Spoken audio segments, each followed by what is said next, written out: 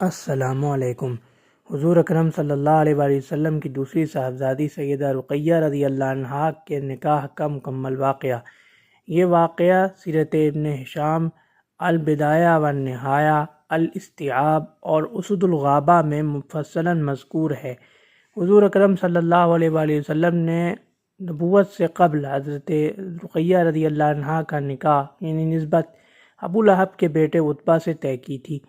اور جب حضور اکرم صلی اللہ علیہ وآلہ وسلم نے اعلان نبوت فرمایا تو ابو لہب نے اسلام دشمنی اور رسول دشمنی اس قدر بڑھ کر کی، یعنی اس میں اس قدر بڑھ گیا کہ اس نے عتبہ سے کہا کہ جا کے حضور یعنی نبی صلی اللہ علیہ وآلہ وسلم کا نام لے کے کہا کہ جا کے ان کی بیٹی سے رشتہ توڑو اور ان کے سامنے توڑو، یعنی ان سے باشگاف الفاظ میں کہہ دو کہ میں آپ کی بیٹی سے شادی نہیں کروں گا۔ تو عتبہ نے والد کے مجبور کرنے پر، والد کے دباؤ میں آ کر حضرت رقیہ رضی اللہ عنہا سے رشتہ توڑ دیا۔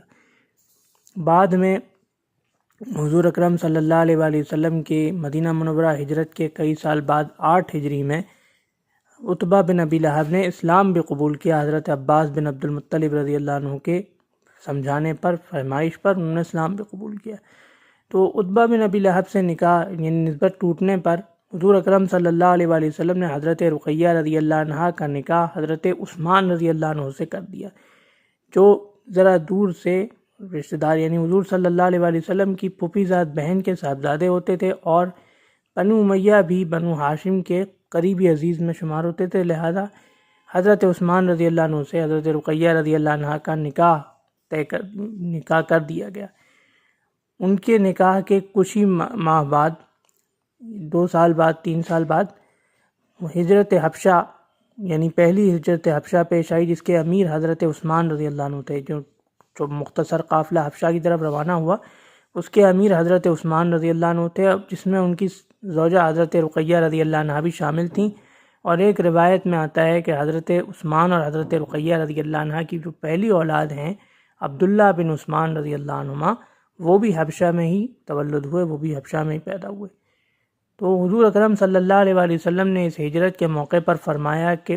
انبیاء حضرت ابراہیم علیہ السلام اور حضرت لوط علیہ السلام کے بعد عثمان رضی اللہ عنہ پہلے ہیں جنہوں نے زوجہ کو لے کر ہجرت کی ہے۔ تو اس کے بعد لیکن حضرت عثمان رضی اللہ عنہ اور حضرت رقیہ رضی اللہ عنہ زیادہ عرصہ حبش میں ٹھہرے نہیں،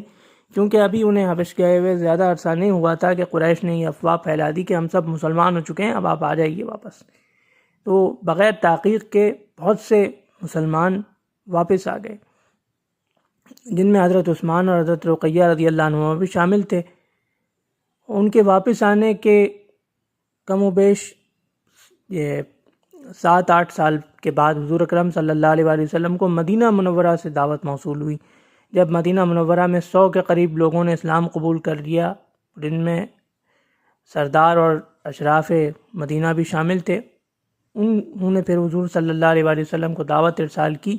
کہ حضور آپ مدینہ تشریف لے آئیں، صحابہ کبار کو بھی لے آئیں، صحابہ کرام کو بھی لے آئیں، ہم اللہ نے چاہا تو آپ کی حفاظت کریں گے،